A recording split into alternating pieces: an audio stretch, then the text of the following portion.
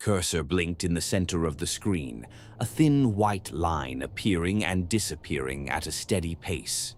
The room was dark except for the monitor's glow and the small orange light on the modem by the wall. Each blink felt longer than the last, though I knew it wasn't. The rain outside tapped the window in uneven intervals, then paused, then returned, like it couldn't decide on a rhythm. I hadn't typed anything yet. I was waiting for the page to finish loading, watching the spinner reset itself over and over. The air in the apartment felt cooler than it should have, and one of my socks had slipped off without me noticing. My right heel rested against the floor, bare. The tile held the cold longer than carpet does. I thought about pulling the sock back on, then didn't. The page settled into place. Black background, gray text, no images, no links that tried to pull my attention elsewhere. The kind of design that felt deliberate in how little it offered. At the top was the forum's name, plain, forgettable.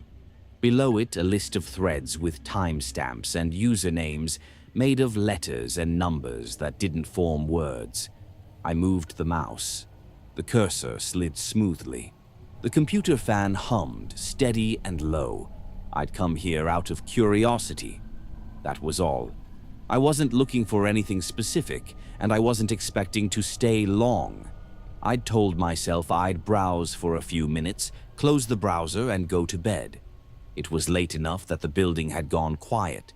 No footsteps in the hallway, no voices through the walls, just the distant sound of traffic carried through wet air.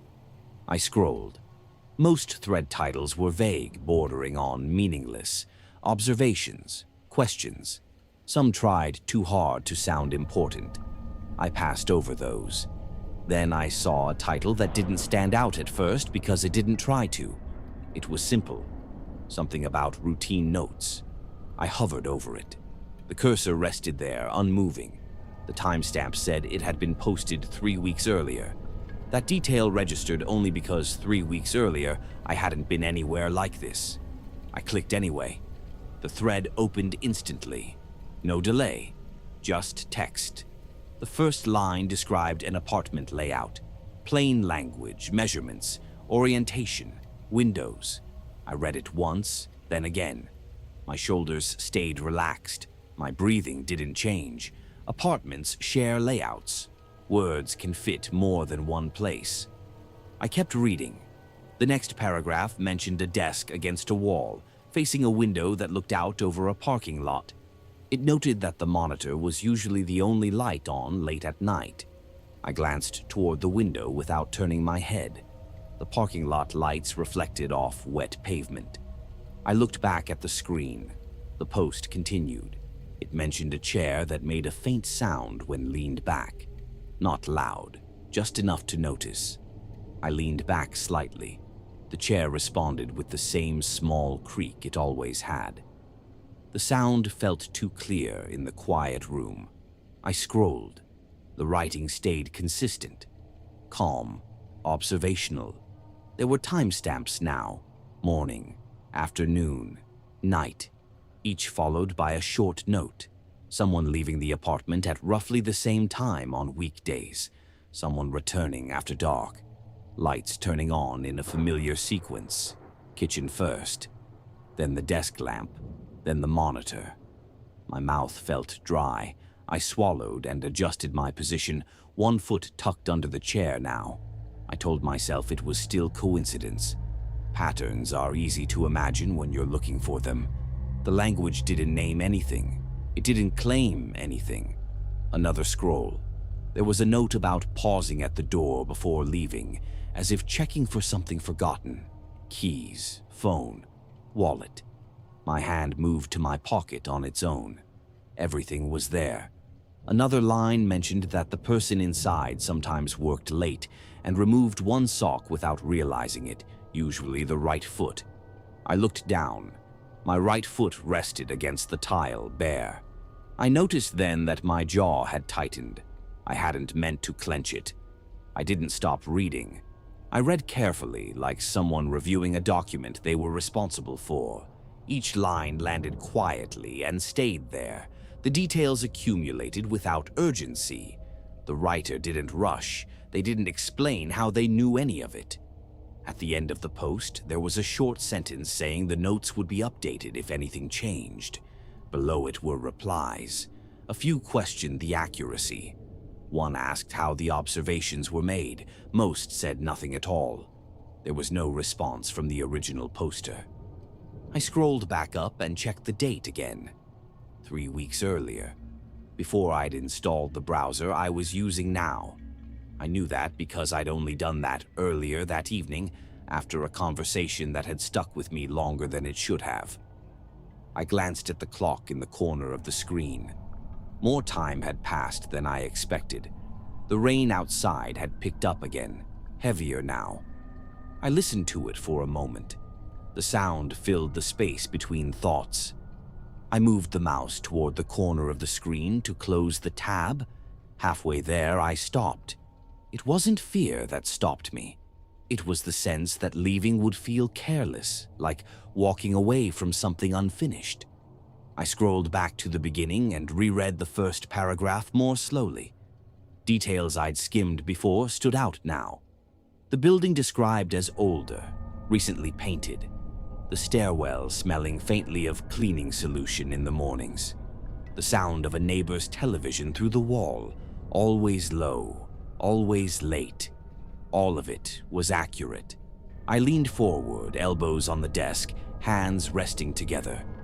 The monitor's light reflected off the surface, highlighting small scratches I'd made over the years. My reflection was faint and distorted, barely there. I scrolled again, hoping to find something that broke the pattern, something wrong enough to dismiss the rest. But the notes stayed careful and precise. There was no judgment in them, no interest beyond attention. At the bottom of the thread was a line indicating the last update. The date was today. The time was less than an hour ago.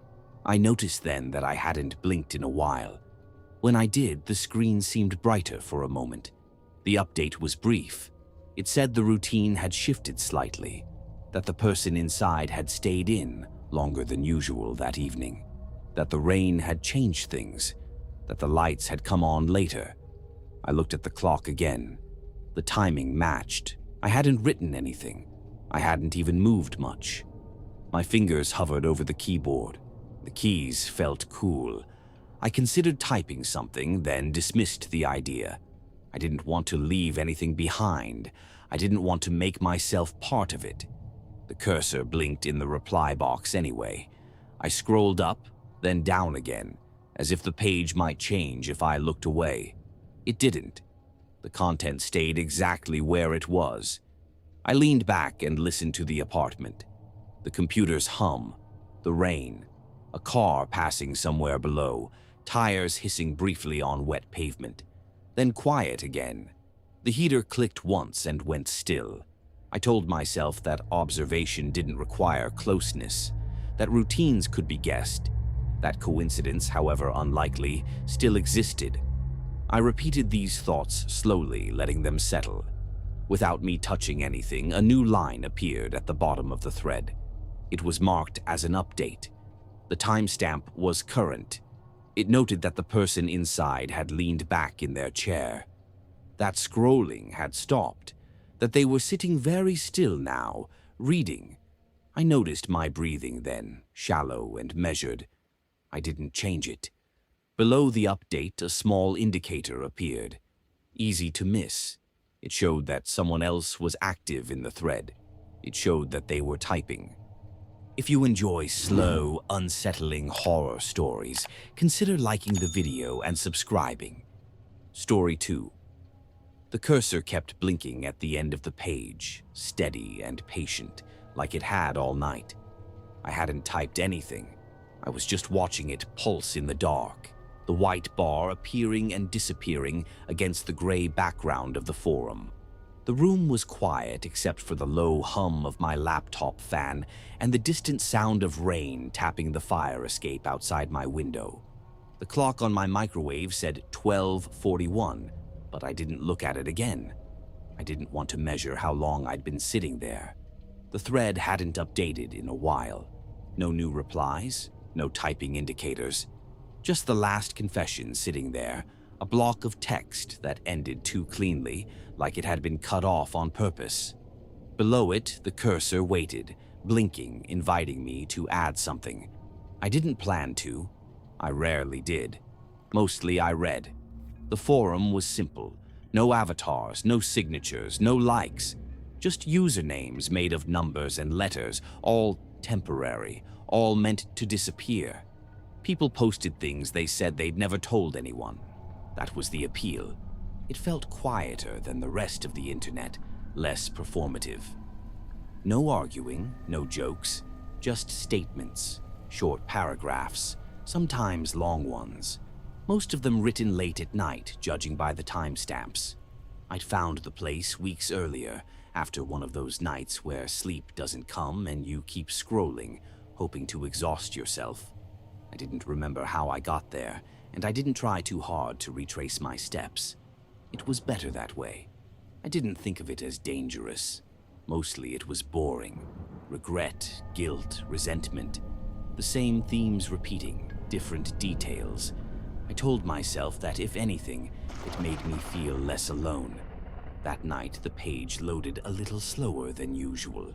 The text appeared line by line, like it was being revealed instead of fetched.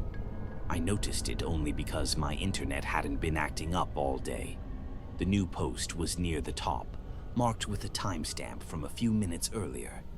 The username was a string of characters I didn't recognize, which meant nothing. None of them were recognizable. I started reading without thinking. I always did. The first sentence made me pause, not because of what it said, but how it said it. The rhythm felt familiar. The sentence was plain, almost flat, but there was a slight hesitation built into it, a clause that doubled back on itself before moving forward. I reread it, slower this time, aware of the rain again, the way the room felt a little colder than earlier. I told myself it was coincidence. People write in similar ways all the time. There are only so many ways to say something honestly without dressing it up. I kept reading. The post wasn't long, but it wasn't short either. It unfolded carefully, one thought at a time, each sentence leaning on the last. The voice was restrained. No drama, no self-pity, just a description of something the writer had done years ago and never spoken about. A small thing, technically, nothing illegal, nothing that would make headlines. Just something quietly wrong, something that had sat with them, unchanged, while everything else in their life moved on. Halfway through, I stopped breathing for a moment. I noticed because I had to consciously inhale again, and the air felt cool in my throat. The confession wasn't just familiar in tone anymore. It was specific, too specific. A detail appeared that narrowed the possibilities down to almost nothing. It mentioned a time, not a date, but a season. It mentioned a room layout that matched my old apartment exactly, down to the way the light came in from the side in the afternoon. It mentioned a choice I had made once, quickly, without fully understanding why, and then never revisited out loud. I scrolled back up and checked the username again, as if that would help. It didn't. I checked the timestamp. Recent. I looked at the browser tab, making sure I was where I thought I was. I was. My first thought was that someone had taken inspiration from another post. That happened sometimes. People echoed each other, consciously or not. But I knew this wasn't that. The phrasing was too close. Not just similar words, but the same pauses, the same way of qualifying statements, the same reluctance to name certain things directly. It sounded like me because it was me. Not literally, I told myself, but stylistically. Coincidentally, I felt a mild pressure behind my eyes, the kind that comes from staring at a screen too long. I leaned back in my chair and listened to the apartment. A car passed outside. Somewhere below, a door closed. I went back to the text. The last paragraph described the aftermath. Not consequences exactly. just the internal shift. The way the writer said they started noticing certain patterns afterward, how they became more cautious in some areas and careless in others. It described a habit I had developed without ever articulating it. A small, private adjustment I'd made to my routine that no one else would notice. I felt my stomach tighten, slow and controlled, like my body was reacting before my thoughts had caught up. I reminded myself that memory isn't as unique as we think it is. People overlap. Lives echo. Still, my hands had gone cold. I rubbed my palms together once, then stopped, aware of how loud the friction sounded in the quiet room. I read the post again from the beginning. This time, I paid attention to the sentence length, the punctuation, the way the writer avoided certain words, circled around them instead. I could almost predict where the commas would be before my eyes reached them. At the end of the confession, there was a single line separated from the rest by a blank space. I've never told anyone this, and I don't think I ever will. I stared at that line for a long time. The cursor blinked beneath it, steady as before. I hadn't told anyone. Not online, not in person, not in a journal, not drunk, not joking, not anonymously.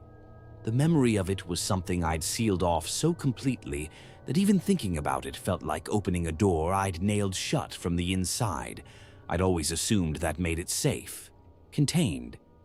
I scrolled down to the comments. There were a few, short responses, neutral, people thanking the poster for sharing, saying they understood.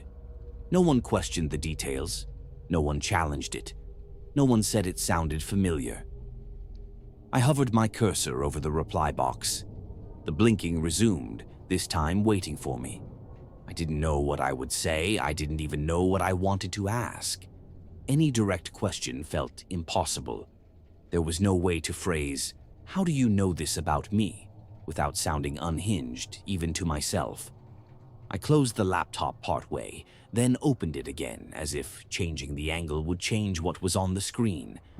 The light from the display cast a pale rectangle on the wall, catching dust I hadn't noticed before.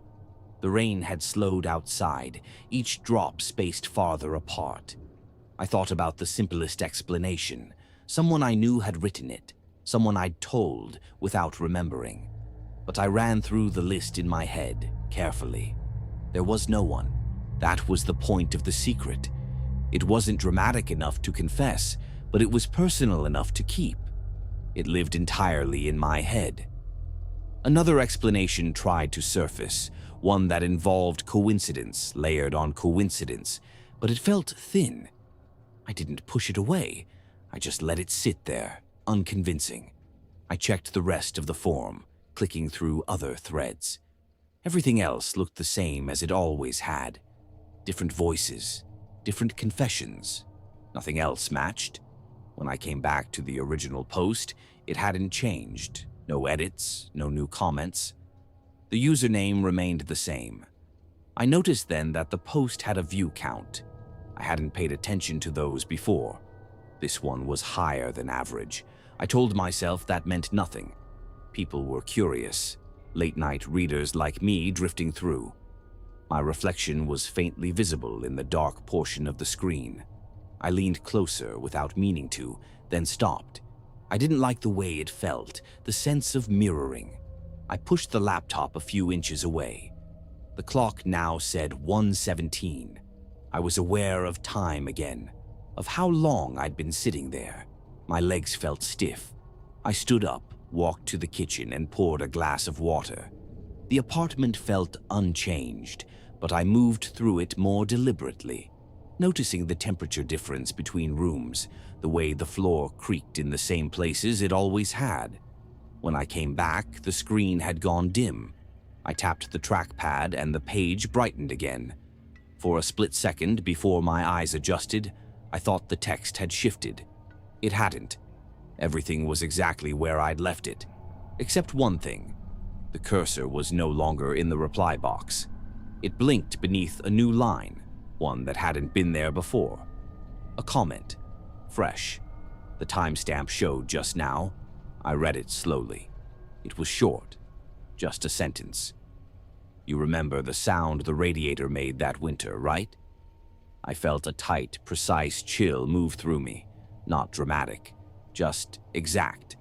The radiator in that old apartment had made a very specific noise when it kicked on, a rattling hum that I'd learned to distinguish from the others in the building.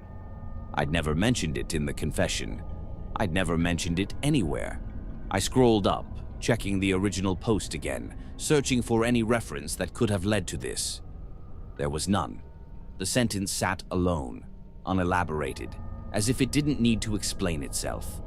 I became aware then of a faint sound in my current apartment, a low metallic click as the heat turned on. It wasn't the same radiator. It didn't sound the same, but the timing felt deliberate in a way I couldn't justify. I didn't type a response. I didn't close the laptop. I just sat there, hands resting on the table, listening to the room settle, watching the screen. The cursor blinked beneath the comment, steady and patient, like it had been waiting for me longer than I'd realized. Story 3. The cursor stayed motionless near the bottom right of my screen, just above the pause icon. I noticed a faint delay in its movement, a hesitation that wasn't lag exactly, more like resistance. The video player had been open for several minutes, but nothing was playing yet. The loading circle turned once, stopped, then turned again. The room around me was quiet in the way apartments get after midnight, when even the building seems to settle into itself. The light from the laptop was cool against my hands. The air felt a little colder than it should have been for early spring. I waited longer than necessary before clicking anything. That had become a habit. When you spend enough time looking at unsettling things, you start giving them space, as if patience might blunt their effect. The title line above the player showed a date, tomorrow's date. That was new. The site usually lagged behind the world by years. Old cases, old disappearances, footage uploaded long after it stopped mattering to anyone official. I checked the date again in the corner of my screen. Still today. I told myself it was a formatting error. That happened sometimes. The cursor hovered again. The loading circle froze. When the image finally appeared, it took a second to understand what I was seeing. Not because it was unclear, but because it was too ordinary. A room came into focus, dimly lit, the edges soft. The perspective was low, angled slightly upward. I recognized the pattern on the rug before anything else. A thin tear near the corner, something I'd meant to fix for months. The angle showed part of my couch, the side table beside it, and the window beyond. Rain streaked down the glass in slow lines, catching the glow from a streetlight outside. I didn't move. I didn't touch the trackpad. I watched the image the way you watch a reflection in water, waiting for it to ripple and prove it isn't what you think. The sound was minimal, a low, constant hum like distant traffic softened by rain. Somewhere, a faint metallic rattle repeated at irregular intervals. I knew that sound. The heater in the unit below mine did that when it cycled on and off. The video time counter began to advance. I told myself there were thousands of apartments like this. Same layout, same cheap furniture, same city rain. But the longer I looked, the more specific it became. The small chip in the paint near the baseboard, the way the curtain on the left side sagged because the rod was loose. Even the faint reflection of the laptop's glow against the window matched the angle I was sitting at now. The perspective didn't change. Nothing dramatic happened. Time passed in the frame the same way it was passing for me, second by second. The room in the video stayed still. The rain outside the window shifted, sometimes heavier, sometimes lighter. The streetlight flickered once, briefly dimming the scene. I became aware of my own posture, how I was leaning forward without realizing it, how my shoulders felt tight, though nothing had happened yet. I checked the video length, 12 minutes total. The counter was just past 2. I thought about closing the laptop. The idea came and went without urgency. Curiosity felt heavier than fear at that point, pressing me into place. I watched as the light in the room shifted almost imperceptibly, like a cloud passing over the streetlight. The hum continued. The rattle returned, then stopped. At around 4 minutes, something changed, not in the room, but in my awareness of it. I noticed the distance between objects, the couch to the window, the side table to the wall, measurements I had internalized without ever needing to think about them. It felt like recognizing a place from memory while standing inside it. The timestamp in the corner of the video advanced toward the present. I checked the clock on my wall. The seconds were close. Not exact, but close enough to make me uncomfortable. I stood up slowly, keeping my eyes on the screen. My chair made a soft scrape against the floor. In the video, the sound wasn't there. The room remained unchanged. That should have reassured me. Instead, it made the separation between us feel deliberate. I walked a few steps to the left, stopping near the edge of the rug. I stayed just outside the frame I could see on the screen, aware of where the camera, no, the point of view, must be positioned. Low, near the corner, somewhere I wouldn't normally place anything. The rain outside grew heavier. The sound on the video matched it, slightly delayed. I felt the temperature drop as the heater cycled off, the air cooling against my skin. A few seconds later, the same change registered in the video. By the time the counter reached 8 minutes, my thoughts had narrowed. I wasn't imagining explanations anymore. I was tracking alignment, the way the light shifted, the way the rain sounded, the way time itself seemed to be narrowing the gap between what I was seeing and where I was standing. The date above the video didn't change. At 10 minutes, the perspective adjusted slightly. Not a cut, just a subtle tilt, as if the device had settled into a new position. The frame now included the space where I was standing, the edge of the rug, the empty air above it. I didn't step back. I didn't step forward. I stood where I was, feeling the cool air against my hands, listening to the rain and the distant hum, both in the room and on the screen. The video continued to play. When it ended, there was no final moment, no clear marker. The image simply froze. The loading circle appeared again, turning once, then stopping. The date remained tomorrow. I closed the laptop after that, not because I felt done, but because there was nothing left to watch. The room around me looked the same as it always had. Ordinary, quiet, still. What stayed with me wasn't fear exactly. It was the certainty that the archive didn't predict anything. It didn't need to. It only recorded rooms when they were about to be empty.